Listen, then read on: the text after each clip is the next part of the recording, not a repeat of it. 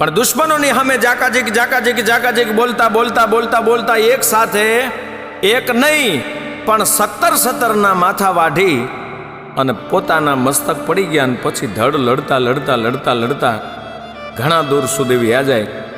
એ સમયમાં કોઈ મેલી વિદ્યાવાળાએ એમના પર શ્રાપનો છંટકાવ કરે, દારૂનો છંટકાવ કરે.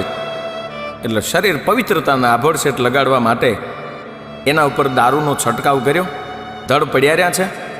પણ આ વાતને 900 વર્ષના વાણા વાઈ ગયા પછી હવે મારે મૂળ વાત જે કરવી છે, આજ પણ એ ધરતીમાં તમે જાઓ ને તો તમને રાજાજી તેજાજીનો હોકારો મળે એવી ધરતી છે. હજારો માણસ ત્યાં ઉમટે છે. દુખિયાના દુઃખ આવે તો બધાએ રોતા રોતા આવે અને હસતા હસતા જાય. એવું એક ધામ એટલે ભાલની ધરતી ભોળાજ.